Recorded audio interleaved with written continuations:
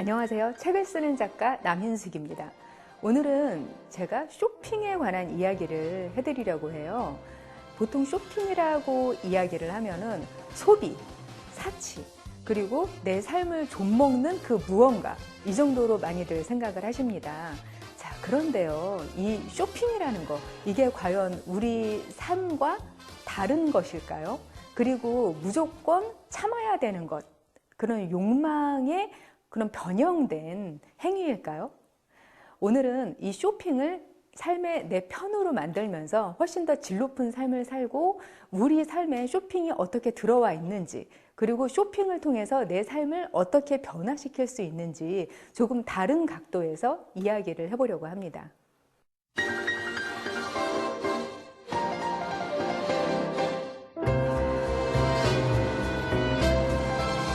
제가 어떤 굉장히 많은 어려움 속에서 한 시기를 보낼 때가 있었어요.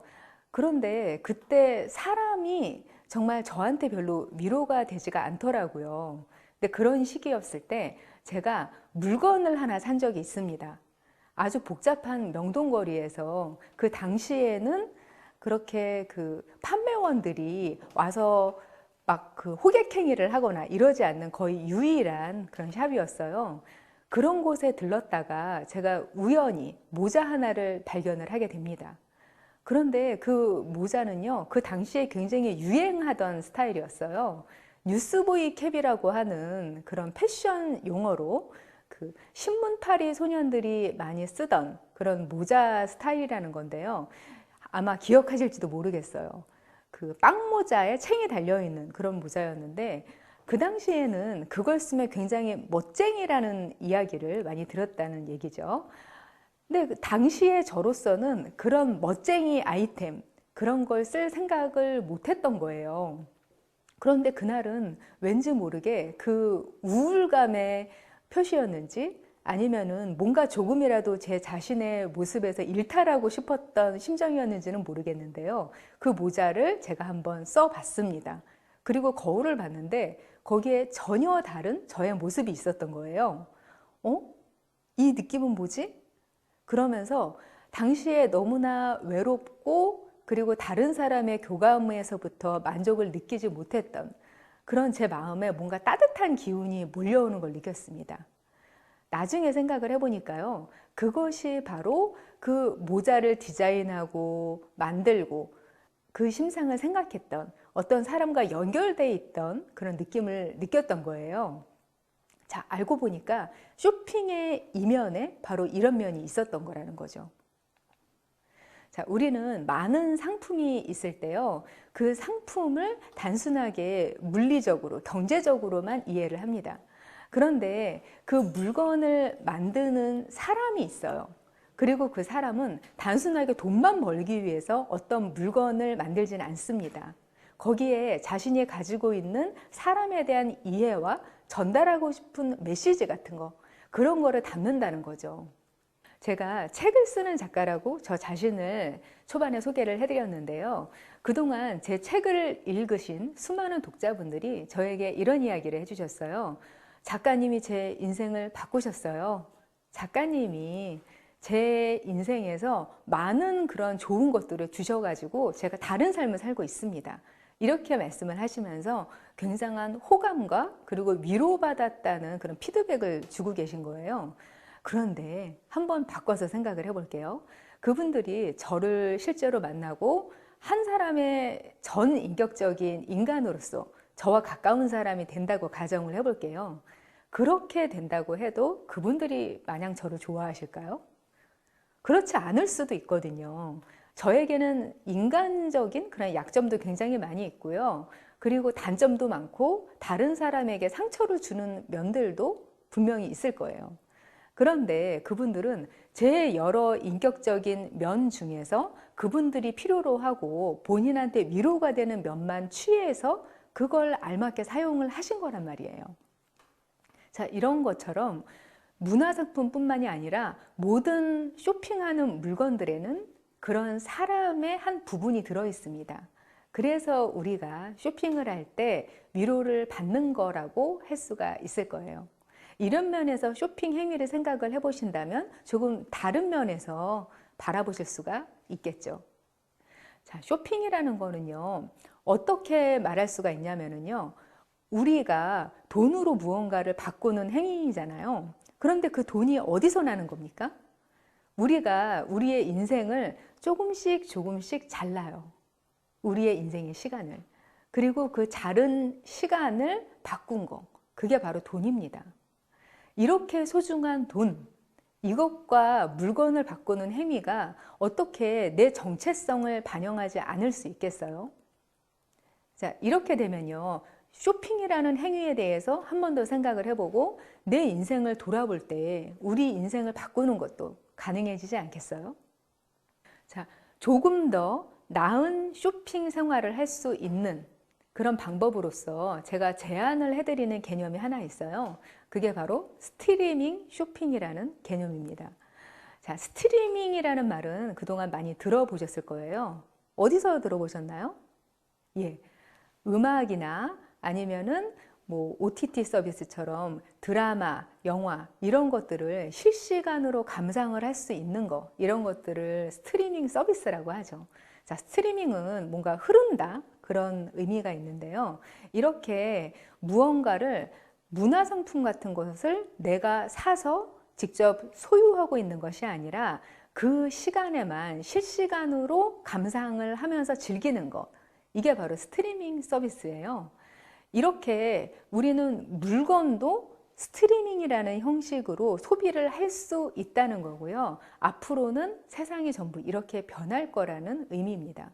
그래서 우리가 좀 더 만족스럽고 그리고 환경적으로도 그리고 나 자신의 삶을 정리하기 위해서도 이렇게 스트리밍 쇼핑이라는 개념을 한번 머리 안에 넣으셔서 앞으로 쇼핑을 해보시면 훨씬 만족하실 수 있을 거예요. 지금부터 이게 어떤 의미인지 조금 더 자세하게 설명을 해드릴게요. 자, 우리는 쇼핑에 대해서 여러 가지 그런 선입견을 가지고 있어요. 무언가 경험을 돈 주고 사는 거, 이거는 쇼핑이라고 생각을 하지 않죠. 그런데 앞으로는요, 모든 쇼핑, 물건을 사는 것 자체도 경험 쇼핑의 일부로 받아들이는 게 조금 더 편하실 것 같아요. 자, 제가 예전에 발리에 있는 해변에 가기 위해서 모자 쇼핑을 한 적이 있습니다. 자, 발리 해변에 가서 모자 쇼핑을 하려면 어때요? 햇빛을 잘 막아줘야 되죠. 그리고 조금 여행지에 간 기분 내기 위해서 사진도 좀 멋있게 극적으로 나와줬으면 좋겠어요. 그런데 이걸 사려고 생각을 해보니까 여러 가지 걸리는 것들이 있는 거예요. 집에 얘를 둬야 되는데, 이 모자를 집에 보관을 잘 해둬야 되는데, 그렇게 되려면은 이걸 보관하는 공간에 대한 그런 생각도 미리 해둬야 되고요. 그럼 발리 다녀와서, 해변 다녀와서는 이걸 사용할 일이 없을까? 이런 생각을 또 하게 되는 거죠. 그런데 너무 요란한 형태의 모자를 사게 되면 집에 와서 뭔가 여름에 햇빛을 가리고 싶을 때 그 모자를 쓸 수 없을 것만 같은 기분이 또 들더라는 말이에요. 그래서 저는 스트리밍 개념으로 한번 쇼핑을 해보기로 결정했습니다. 뭐였냐면요, 나 이 모자 사서 발리에 두고 올 거야. 딱 그 해변에서만 쓸 거야. 자, 스트리밍이죠. 이건 역시. 그렇게 생각을 하고서 모자를 한번 사본 겁니다. 그렇게 했더니요, 아주 챙이 큰 모자를 마음 놓고 살 수가 있었습니다. 그래서 그 해변가에 가서 아주 잘 모자를 쓰고 왔어요. 그런데 제가 질문을 한번 드려볼게요. 한번 생각해 보세요. 제가 정말로 그 모자를 발리의 해변에 두고 왔을까요? 아니면 그냥 가지고 왔을까요? 예, 가지고 왔습니다. 애초에 두고 오겠다고 생각을 하고서 샀기 때문에 가져올 수가 있었던 거예요. 그리고 가져와서 굉장히 몇 년 동안 너무너무 잘 사용을 했습니다. 자, 어떻게 이런 일이 벌어진 걸까요? 그것은 사용에 초점을 맞춰서 그 물건을 샀기 때문에 가능했던 일이었어요. 만약에 제가 소장, 그 물건을 가지고 있는다라는 개념에 얽매여서 그 모자를 샀다면요, 뭔가 자리도 덜 차지하고, 그리고 좀 동네에서도 무난하게 쓸 수 있는 챙이 작고 좀 더 훨씬 무난한 디자인, 이런 모자를 샀을 거예요. 그러면은 해변에서도 만족하지 못하고, 그리고 집에 돌아와서 일상에서도 만족하지 못하는 애매한 디자인의 모자를 샀기가 쉬웠을 거라는 의미죠. 왜냐면은 그 전에 제가 그런 식으로 쇼핑을 했으니까요. 그런데 이런 식으로 무언가 초점을 맞춰서 사용, 그리고 이걸 그냥 하고서 버릴 거야 라는 생각으로 쇼핑을 하니까요, 오히려 그 이후에도 사용할 수 있는 기회가 많아지더라는 말입니다. 우리는 어떤 물건이나 경험에 대해서요, 굉장히 만족을 하면은 그게 다른 용도라고 해도 거기에 응용해서 그냥 사용하는 성향이 있어요. 자, 제가 책을 기획할 때 이런 식으로 기획을 합니다. 예를 들어서요, 30대 중반에 수입이 좋은 독신 여성, 이 여성들이 내 책을 사보게 나는 책을 기획을 해서 쓸 거야 라고 생각을 하고 기획을 합니다. 그런데 이 책이 만약에 베스트셀러가 됐어요. 그러면 정말로 그 30대 중반에 돈 많은 싱글 여성, 이 여성들만 그 책을 사서 봤는데 그게 베스트셀러가 될 수 있을까요? 전혀 그렇지 않습니다. 처음에 그 책을 그 타겟층이 봤을 수는 있어요. 그런데 이 타겟층이 완전히 만족을 하면요, 그 주변에서 보던 다른 연령대, 그리고 다른 상황의 독자층도 그 책을 접하게 됩니다. 이런 식으로 확산이 돼서 베스트셀러가 확산이 되는 거예요. 자, 마찬가지로 우리의 쇼핑도 그런 식으로 만족도를 선사해 준다는 거, 이걸 아시기만 해도 앞으로 어떻게 하면 나를 만족시키고 적은 물건을 내 삶에 들이면서도 온전하게 그것을 사용할 수 있는가, 이거에 대해서 좀 더 힌트를 얻으실 수 있겠죠. 우리는 그동안 물건을 살 때요, 소비재와 그리고 내구재, 이렇게 나누어서 생각을 하고 사왔습니다. 소비재라는 것은 그냥 뭐 먹는 것처럼 사서 사용을 하면 사라지는 물건, 그런 것들을 소비재라고 생각을 했고요. 냉장고나 TV, 옷, 이런 것들은 내구재라고 생각을 했어요. 왜냐면은 간직을 하면은 그대로 가는 거니까, 사라지는 게 아니니까. 그런데 이제는 이 두 개념을 뚜렷하게 구분을 하지 않고 좀 쇼핑 개념을 정립하셔야 될 시기가 된 것 같아요. 내구재로 오래 간직을 하고 있다고 하더라도 이걸 경험 중심으로 소비재라고 먼저 생각을 하십시오. 소비재라고 생각을 하시고 구매를 하고 온전히 사용을 하시는 거예요. 이 명품 가방, 이거 내가 샀으니까 내구재로서 3대를 물려줄 거야. 이렇게 생각하고 그냥 모셔만 두고 들지 않는 거예요. 이러면은 온전하게 좋은 쇼핑을 했다고 볼 수가 없는 거죠. 그리고 TV라든지 그런 가전제품도 이거 굉장히 비싸게 주고 샀으니까 그냥 덜 사용할 거야. 조금이라도 수명을 늘리기 위해서 너무 자주 켜놓지 않을 거야.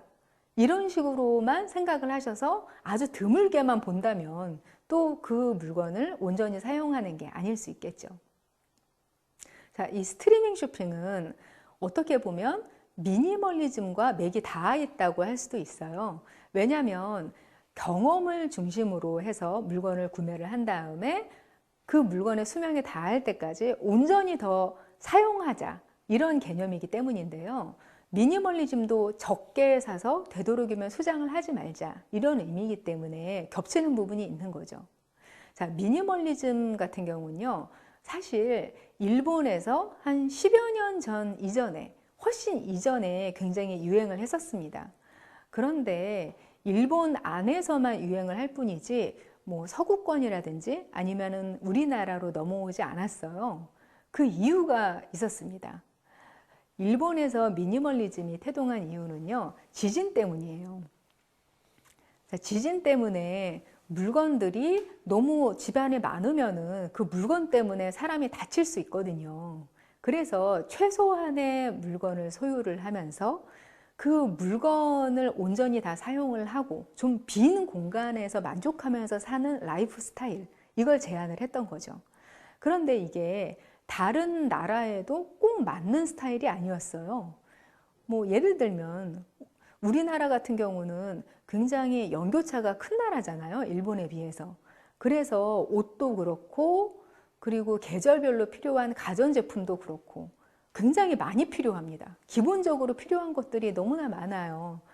이불도 계절별로 다른 걸 덮어야 되기 때문에 공간을 또 많이 차지하죠. 아주 기본적인 것만 가지고 있어도 우리 공간이 비어 있을 수가 없어요. 그래서 미니멀리즘이 꼭 맞는 그런 환경이 아니었던 거죠. 또 서구 사회는 어떻습니까? 여기는 또 일본이나 우리나라하고는 다르게 수납하는 공간이 굉장히 넓어요. 미국식 주택이 따로 20세기 초반부터 디자인이 돼서 건축의 한 양식으로 자리 잡았는데요. 단층이나 2층으로 굉장히 넓은 공간을 잘 쓸 수 있도록 그렇게 디자인이 돼 있고, 창고가 어마어마하게 넓습니다. 그리고 차고도 창고와 작업실 개념으로 쓸 수 있고요. 그리고 오래된 물건을 좀 소중히 여기는 그런 문화도 있어요.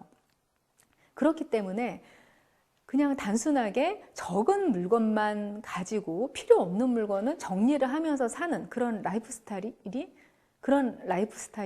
맞지 않았던 거죠. 그런데 갑자기 일본에서 유행을 하다가 지나간 이 미니멀리즘이 다시 돌아옵니다. 그래서 굉장히 많은 그런 미니멀리즘 그 멘토들이 전 세계를 다니면서 일본식 미니멀리즘을 전파를 하고 다닙니다. 우리나라도 한번 휩쓸었고요. 지금도 미니멀리즘을 지향하는 분들이 굉장히 많으세요. 그리고 미국도 이제는 미니멀 라이프를 지향을 하게 됐죠. 이렇게 다시 시작하게 된 시점이 뭐하고 일치하는지 아세요? 바로 스트리밍 서비스를 사람들이 받아들일 수 있는 시기가 되면서부터, 그때부터 미니멀리즘이 다시 받아들여지게 된 거예요. 왜냐하면 이제 사람들이 알았거든요. 물건을 소유하지 않아도 그 경험 자체를 즐기는 것도 괜찮구나. 이걸 꼭 가져야 되나? 그 경험 자체를 돈 주고 사도 그건 아까운 게 아니야. 자, 예전에는 음악 하나를 내가 구매를 하더라도 파일 형태로 가지고 있거나 아니면 그냥 CD라든지 뭐 레코드판이라든지 뭔가 눈에 보이고 손에 잡히는 형태로 소유하고 있어야만 그 음악을 가졌다라는 기분을 가질 수 있었어요. 그리고 온전히 그거를 향유할 수 있다고 생각을 했었죠. 그런데 스트리밍 서비스로 그냥 실시간으로 그 사이트에 접속을 해서 듣기만 해도 그걸로도 만족할 수 있는 사람들로 변화가 됐다는 거죠. 사람들의 생각이 바뀌었어요. 그래서 이제 우리는 경험을 즐기는 것만으로도 충분히 만족할 수 있는 그런 사람들이 되었고요. 따라서 이 쇼핑의 형태도 그거에 맞게 여러분들이 선택을 하시면 훨씬 만족스럽게 여러분의 삶을 사실 수 있게 되었다는 의미가 됩니다. 이제 여러분 안에 들어와 있는 철학도 쇼핑에 한번 비추어서 바꾸셔야 돼요.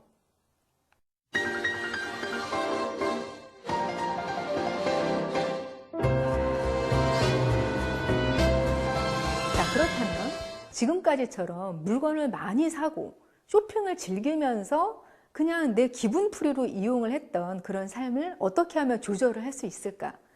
또는 쇼핑 욕구, 쇼핑 중독인 것 같은 내 삶을 어떻게 하면 바꿀 수 있을까? 그거에 대한 구체적인 방법을 알려드리려고 하는데요. 자, 먼저 이걸 한번 생각을 해보십시오. 공간이 가장 큰 비용이다. 여러분이 갖고 있는 것 중에서 가장 비싼 게 뭔지를 한번 생각을 해보세요. 저는 집이 없는 것 같아요. 공간이 가장 비싼 게 맞아요. 그런데 저는 집이 없습니다. 저는 월세 사는데요. 저는 전세 사는데요. 자, 그렇다고 해도요. 그 공간을 이용하는 비용을 한번 생각해 보십시오. 여러분이 어떤 그 재화를 벌어들이고 있을 때 거기서 가장 많이 나가는 비용이 공간을 사용하는 비용입니다.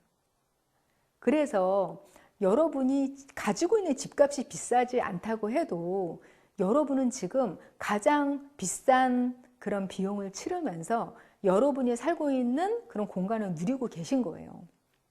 그런데 만약에요, 여러분이 사용하지 않는 물건, 여러분이 한 3년 동안 쳐다보지도 않았던 물건, 그리고 지금도 그다지 이렇게 환영하면서 사용하고 있지 않은 물건, 또는 예쁜 것만이 목적인 그런 물건, 그런 것들이 자리를 차지하고 있다고 생각을 해보세요.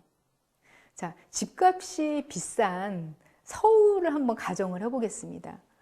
지금은 뭐 많이 떨어졌을 수도 있지만, 예를 들어서 평당 3천만 원인 그런 공간에 살고 있다고 한번 가정을 해볼게요. 자, 그렇다면 안 입는 옷, 내가 비싸게 사서 아깝다고 생각했던 옷, 이런 것들이 막 쌓여 있습니다. 그리고 커피 머신을 제가 샀는데 요새는 드립으로 먹어서 이 커피 머신을 더 이상 쓰지 않고 있어요. 하지만 비싸게 샀기 때문에 아까워요. 공간 많이 차지하죠. 이런 것들을 한번 이렇게 쟁여두고 있다고 생각을 해볼게요. 그 물건들이 한 2평 정도 차지를 하고 있습니다. 2평보다 많은 집들도 상당히 많을 거라고 생각을 해요. 그렇다면 6천만 원짜리 공간을 내가 사용하지 않는 물건, 내가 별로 애정도 없는 물건에 그대로 내어주고 있다는 의미일 수 있어요. 자, 그리고 두 번째는요, 옷 정리가 사실은 우리에게 가장 큰 숙제 중에 하나입니다. 왜냐면은요, 옷은 우리가 접근하기에 가장 쉬운 그런 물건 중에 하나고요. 내 삶을 바꾸거나 내 정체성을 조금 바꿔보고 싶을 때 시도하기에 딱 좋은 그런 물건이거든요. 그래서 유행에 따라서, 계절에 따라서 자꾸만 옷 살 때가 됐으니까 한번 좀 사도 되지 않을까? 이런 생각으로 자꾸 무언가를 쟁이게 되어 있습니다. 자, 그렇다면 이 옷도 어떻게 하면은 좀 공간을 고려해서 정리를 할 수 있을까? 저 같은 경우는 이렇게 해요. 그냥 옷을 정리해 놓는 공간을 일종의 쇼룸이라고 생각합니다. 그러니까 물건을 팔기 위해서 전시해 놓은 공간이라고 생각을 하는 거죠. 만약에 이게 중고 물품을 이렇게 전시해 놓은 공간이다.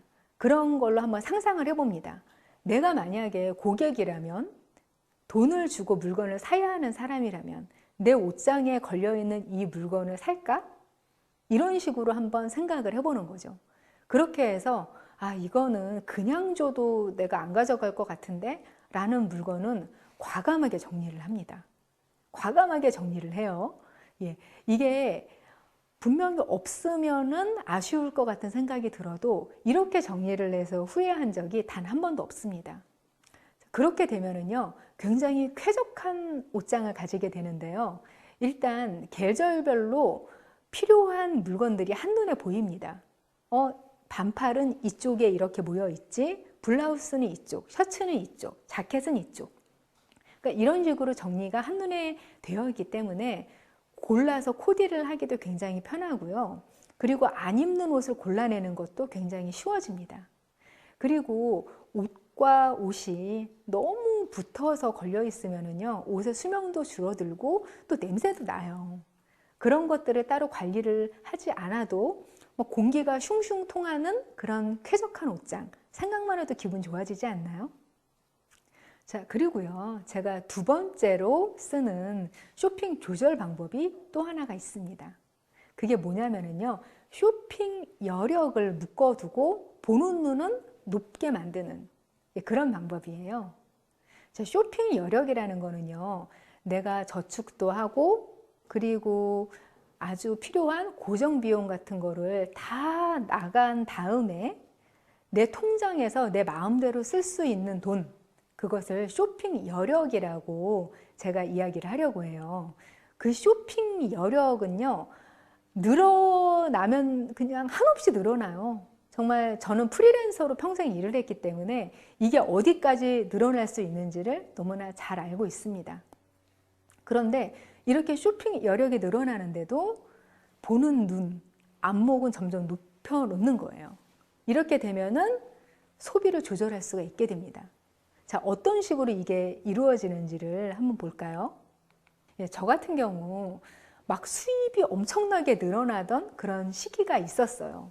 굉장히 조금씩만 통장에 돈이 들어오는 그런 시기였다가 좀 유명 작가라는 소위 베스트셀러 작가라는 그런 타이틀을 얻게 되면서 갑자기 수입이 막 늘어났습니다.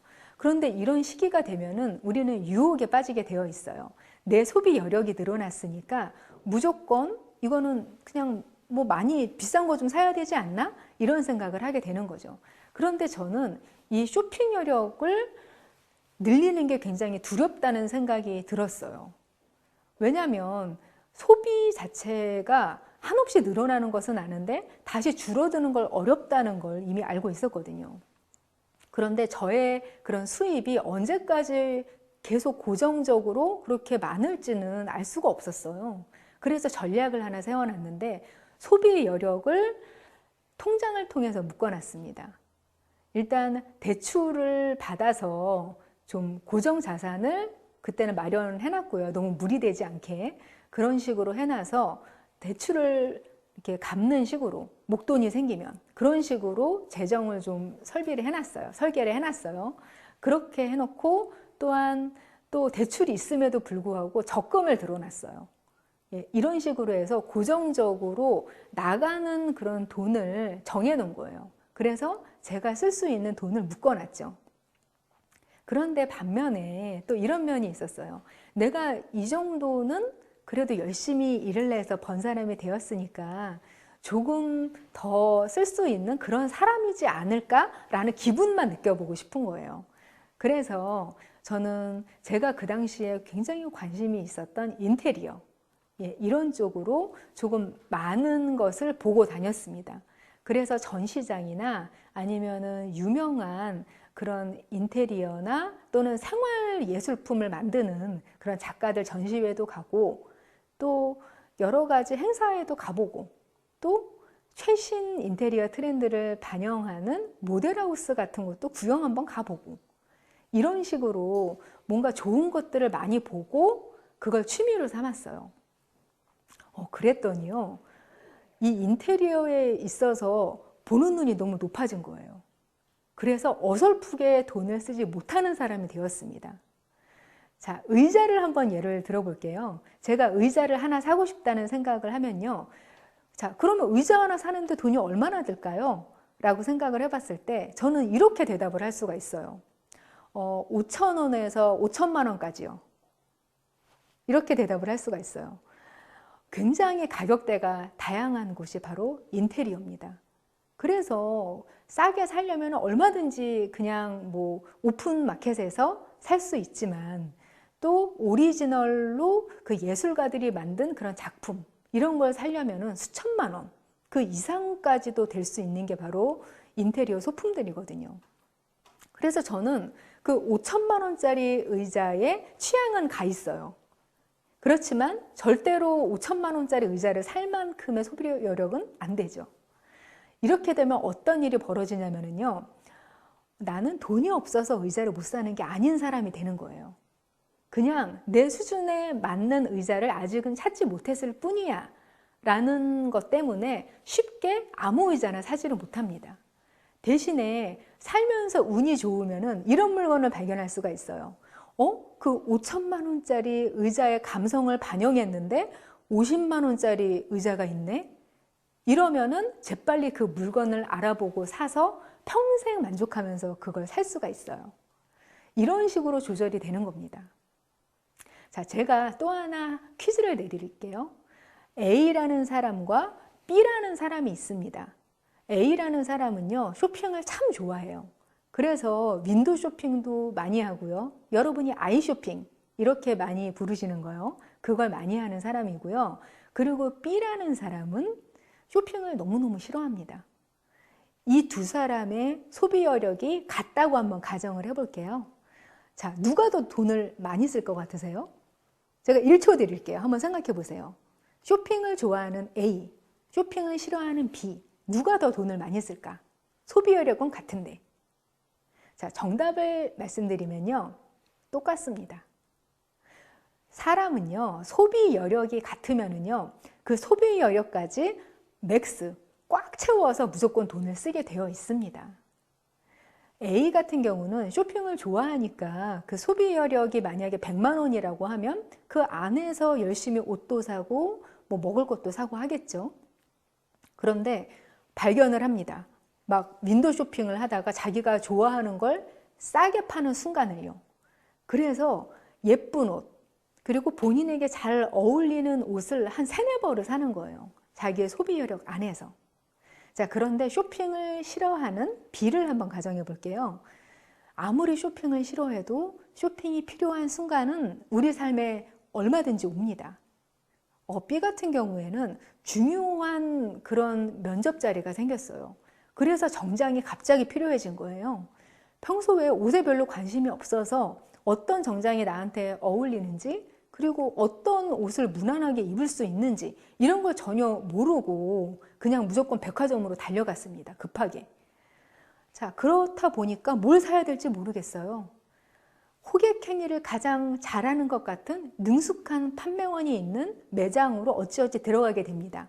그리고 거기서 점원이 권해주는 요즘 가장 인기가 좋다는 그런 옷을, 그런 정장을 한 번에 100만 원 주고 사오게 됩니다. 그런데 그 옷을 이틀 후 면접 때만 한 번 입고 다시 못 입어요. 자, 이런 식으로 쇼핑이 이루어지게 되는 겁니다. 그렇게 되어서 A와 B가 소비 여력 끝까지 사용을 하게 되는 거죠. 자, 이렇게 되면은 이왕이면 쇼핑에 대해서 좀 더 자기 철학이 있고 관심이 있고 잘하게 됐을 때 조금 더 소비 여력 안에서 훨씬 알차게 소비를 할 수 있겠죠. 자, 만약에 내가 쇼핑을 싫어하는 사람이다. 그런데 좀 더 현명하게 쇼핑을 하고 싶다. 이런 생각이 있다면요, 조금 다른 전략을 세워볼 수도 있어요. 예를 들어서 중저가 아니면은 중가 매장, 나에게 가장 이미지가 어울리는 그런 매장을 한번 수소문해서 찾아보시는 거예요. 그리고 거기서 마네킹에 세팅을 해놓은 그대로를 다 머리끝부터 발끝까지 그냥 벗겨 오시는 겁니다. 주기적으로. 그렇게 하시면은요, 내가 그렇게 신경을 쓰지 않고도 얼마든지 나에게 어울리는, 그리고 오랫동안 소진할 수 있는 그런 좋은 물건을 사실 수 있게 되는 거예요.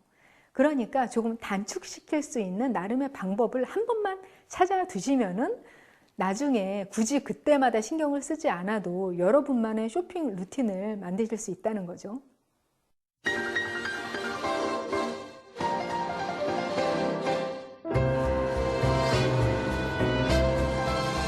자, 여러분이 쇼핑을 하실 때 하나 가장 걸림돌이 있습니다. 바로 유행. 바로 이거죠. 유행? 따라갈까 말까? 남들 다 사는 건데 나도 이것 좀 해야 되지 않을까? 아니면 너무 줏대없어 보여. 내 신념대로 또는 내 개성대로 그냥 내가 사고 싶은 거 사고 오랫동안 그냥 옛날에 한 20년 전에 입었던 옷 그냥 입을 거야. 뭐 이런 식으로 갈등을 하시는 경우가 많아요. 자, 제가 한번 이것에 대해서 좀 제안을 해드리려고 해요. 결론적으로 말해서요, 유행은 그 누구도 피할 수가 없습니다. 자, 여러분 한번 생각을 해보세요.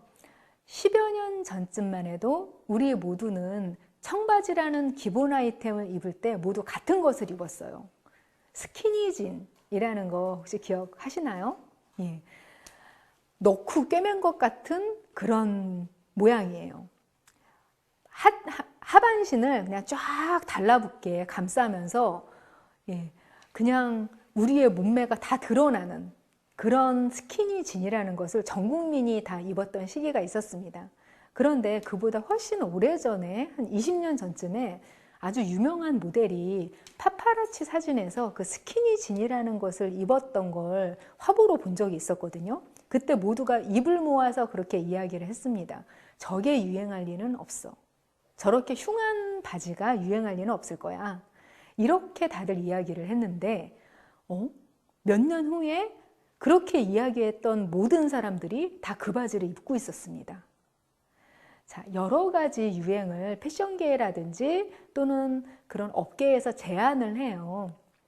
그런데 그걸 제안을 하면은요, 대중들이 선택을 합니다.